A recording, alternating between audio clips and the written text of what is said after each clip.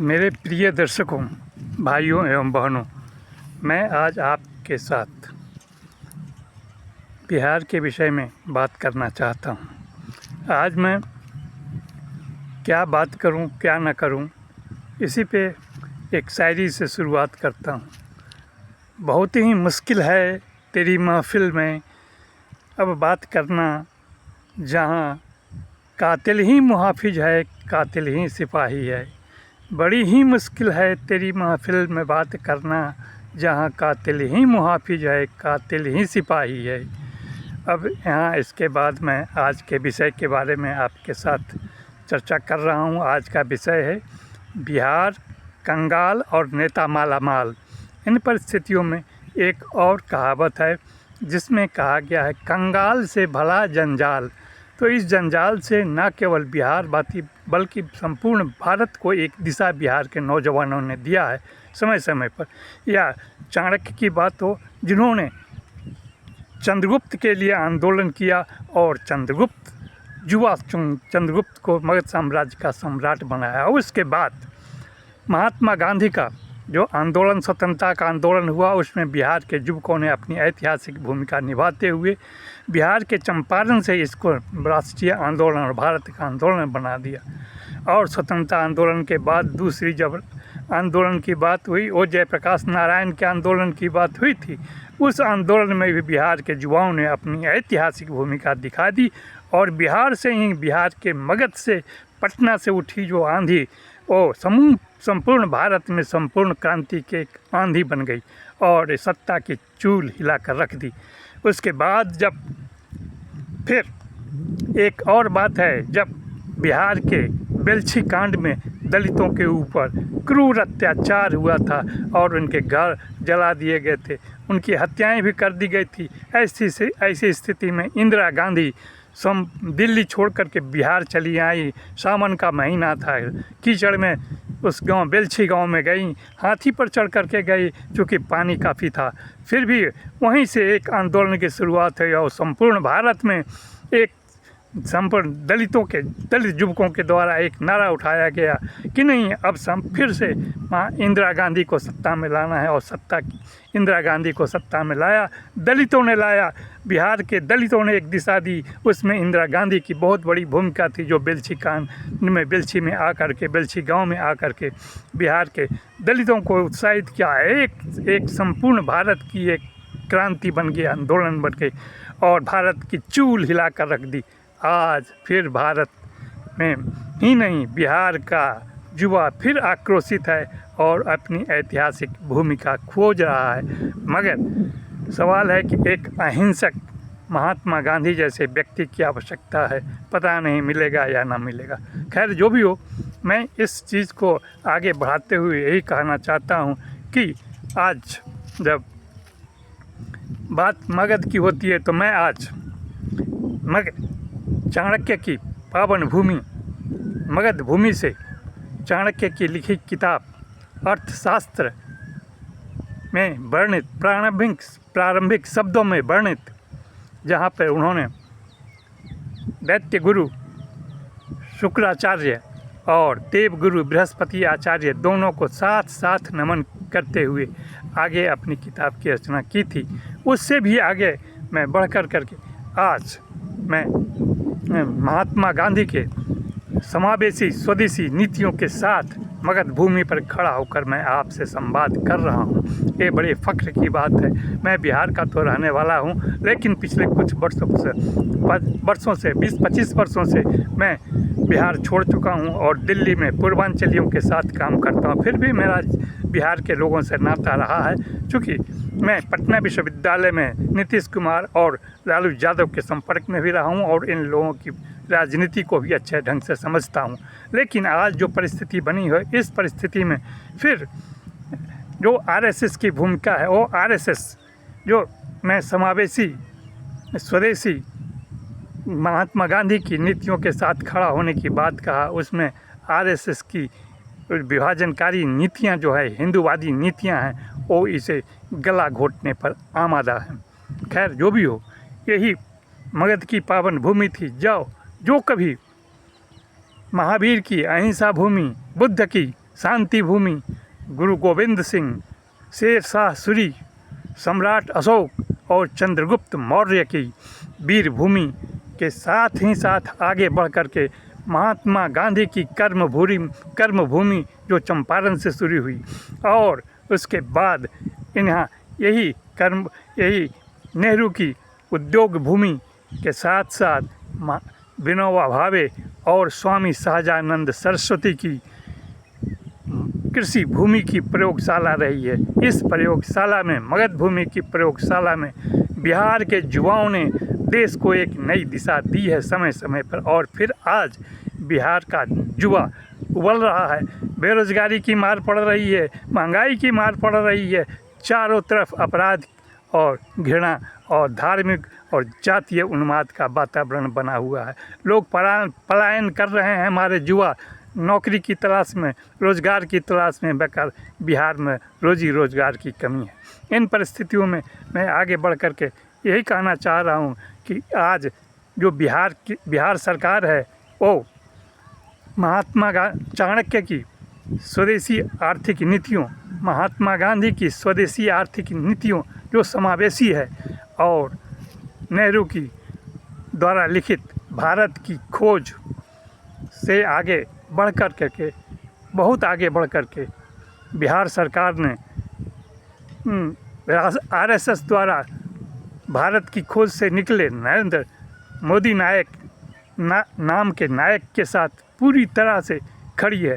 अब इस परिस्थिति में जब आरएसएस की हिंदूवादी नीतियाँ जब भारतीय मंच पे इस्लामिक नीतियों से और मुस्लिम समाज की नीतियों से टकराती है तो बड़ा ही बेहोश और लाचार और परेशान नज़र आती है।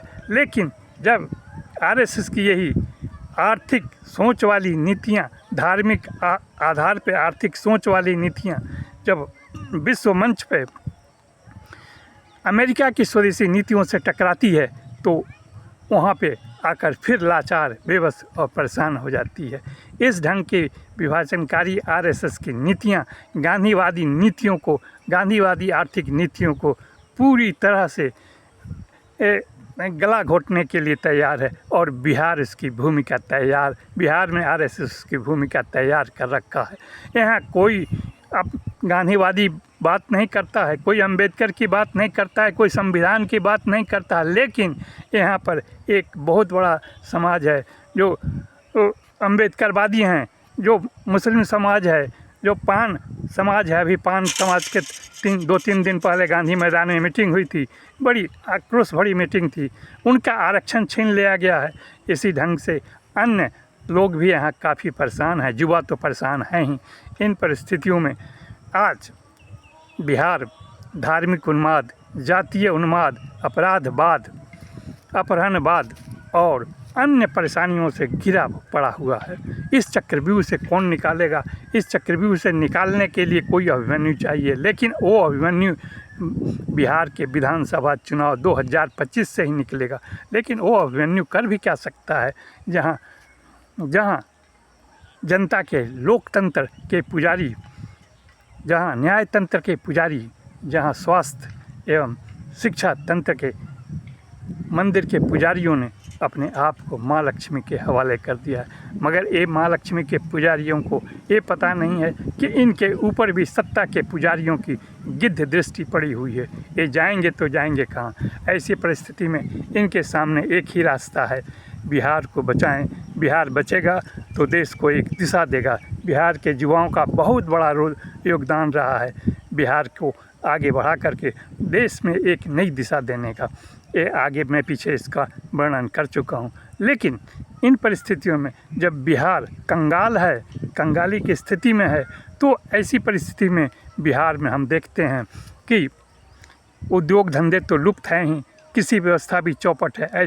ऐसे में केवल एक ही व्यवस्था और एक ही उद्योग, एक ही धंधा पनप रहा है, वो राजनीति का धंधा, राजनीति का व्यवसाय है, जो गरीब बेचारे लाचार बेरोजगार युवाओं के कंधों पे लाचार और बेचारे बेरोजगार व्यापारियों के कंधों पे और लाचार एवं कमज़ोर करदाताओं के कंधों पे सवार होकर अपनी राजनीति चमका रहा है। यही राजनीति का धंधा उनको और उनके धंधे को काफ़ी पल्लवित पुष्पित कर रहा है।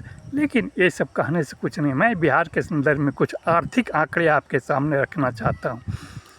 बिहार में सबसे बड़ी, अन्य राज्यों की तुलना में सबसे ज़्यादा युवा बेरोजगारों की संख्या है। यहाँ 20% से ऊपर युवा बेरोजगार, सिर्फ युवा, नवयुवतियों की बात नहीं कर रहा हूँ, युवा बेरोजगार हैं। और इसके अलावा मनरेगा में काम करने वाले करीब 6-6.5 करोड़ लोग आज भी काम की तलाश में बेरोजगार घूम रहे हैं। जबकि बिहार की पूरी आबादी ही 13 करोड़ है, उसमें 6.5 करोड़ रुपए, 6.5 करोड़ लोग जो मनरेगा में काम करना चाहते हैं उन्हें रोज़गार नहीं मिल रहा है। केवल बिहार सरकार के द्वारा 2 करोड़ के लगभग लोगों का आंकड़ा दिखाया जाता है जॉब कार्ड का, लेकिन उनको काम कहाँ मिलता है। इसके बाद अगर आप देखेंगे प्रति व्यक्ति आय, तो बिहार की प्रति व्यक्ति आय 56,000 रुपये है। लेकिन अगर इसकी तुलना राष्ट्रीय स्तर पर करेंगे तो राष्ट्रीय स्तर पर प्रति व्यक्ति आय, मतलब भारत स्तर पर प्रति व्यक्ति आय 1,95,000 है, 1,95,000 है। लेकिन इसकी अगर तुलना दक्षिण भारत के कुछ राज्यों से करेंगे, जहाँ 4-5 राज्य हैं, तो वहाँ के प्रति व्यक्ति के हिसाब से 3,50,000 प्रति व्यक्ति आय है। इन परिस्थितियों में बिहार का 56,000 का आय कोई मायने नहीं रखता है, वो भी एक एवरेज के आधार पर निकाला हुआ है। फिर आगे मैं बता रहा हूँ कि बिहार पे जो कर्ज का बोझ है वो करीब 56,000 करोड़ है, 56,000 करोड़ है। अब इसका जो बिहार का सकल घरेलू उत्पाद होता है उसका करीब 53% हिस्सा पड़ता है। अब सोच लीजिए, कुल घरेलू उत्पाद का 53% हिस्सा कर्ज में डूबा हुआ है, जो संपूर्ण अगर ब्याज चुकाया जाए इस पे तो वो करीब इनके बिहार सरकार के द्वारा अर्जित कुल आय का 74% हिस्सा सूद के रूप में भुगतान करना पड़ता है 56,000 करोड़ रुपए पर। इस परिस्थिति में बाकी 24% जो बचता है वो मंत्रियों पे, विधायकों पे, उनके कर्मचारियों पे, इसके अलावा बिहार सरकार के अन्य कर्मचारियों पे भी ये चीज़ दिखाया जाता है। इन परिस्थितियों में अगर आपको कुछ करना है तो बिहार के बारे में सोचना ही पड़ेगा। बिहार में अगर अपराध की स्थिति आप देखें तो आप अपराध की स्थिति में आप देखेंगे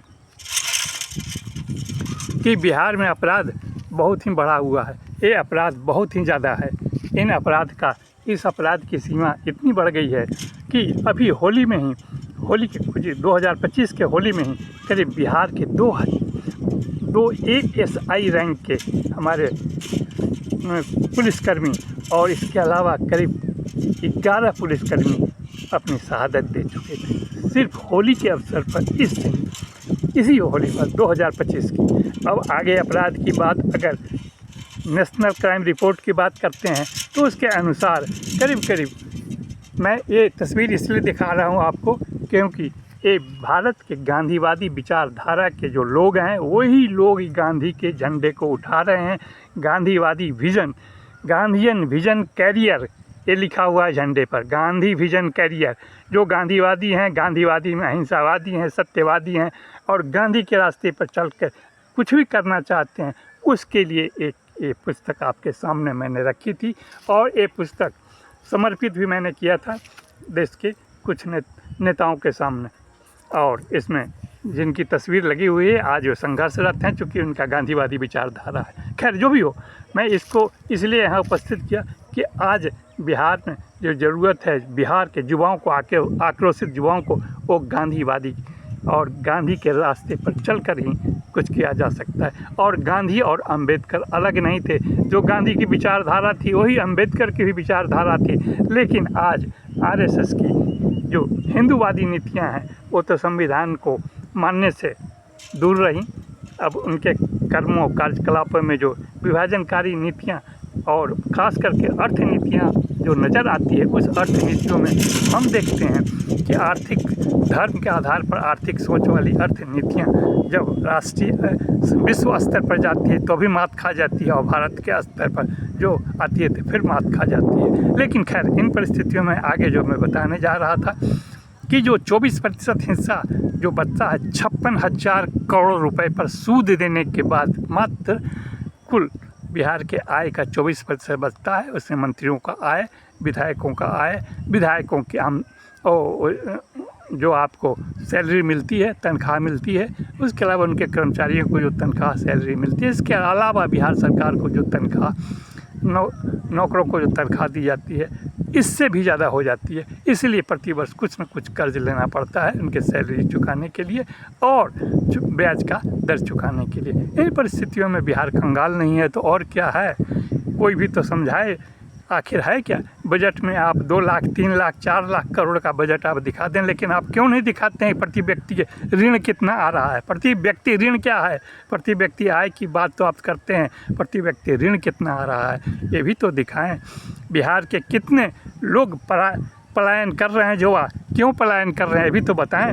आखिर भ्रष्टाचार की जब बात होती है तो मैं फिर बता रहा हूँ कि पिछले वर्ष 2024 में ही करीब बिहार के अंदर नवनिर्मित 18 पुल ध्वस्त हो जाते हैं, और एक पुल की कीमत लोग जैसा बताते हैं 1000 करोड़ की है।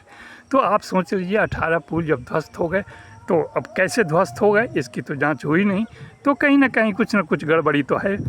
अब 18 पुल के बाद मैं बता रहा हूँ CAG का report, comptroller and auditor general का रिपोर्ट, उसने अपने रिपोर्ट में कहा है कि सरकारी भवनों के निर्माण में, चाहे वो सामुदायिक भवन हो, बस छोटे मोटे रेफरल हॉस्पिटल से लेकर के प्राइमरी हॉस्पिटल हो, या फिर जो भी हॉस्पिटल हो, स्कूल के भवन हो, या सरकारी जो भी भवन का निर्माण होता है, उसमें वित्तीय अनियमितता हुई है, ये CAG रिपोर्ट में कहा गया है। इसके अलावा इंडियन एक्सप्रेस रिपोर्ट की पिछले वर्ष में जो रिपोर्ट आई उसमें उसने कहा था, उसमें बताया था कि बिहार के अंदर नल जल योजना के अंदर बहुत बड़ा घोटाला हुआ है।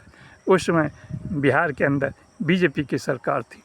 अब ऐसी परिस्थिति में RSS BJP जो काम कर रही है, बिहार के युवाओं को वो अच्छा नहीं लगता है। बिहार के युवा परेशान हैं और आक्रोशित युवा फिर महात्मा गांधी की ओर देख रहे हैं कि कोई अहिंसक नेता आए महात्मा गांधी की तरह और बिहार के हमारी समस्याओं को सुलझाए, लेकिन कोई नज़र नहीं आता। सारे युवा जो हैं अपने अपनी रोटी सेकने के लिए तैयार हैं। अब युवा करें तो क्या करें, बेरोजगार युवा मजबूर हैं। इन परिस्थितियों में मैं आपको यही कहना चाहता हूँ कि अपराध तो है ही बढ़ा हुआ, इसके अलावा आप नेशनल क्राइम रिपोर्ट की बात करते हैं, उसमें करीब पिछले 20 वर्षों में 65,000 लोगों की हत्याएं हुई।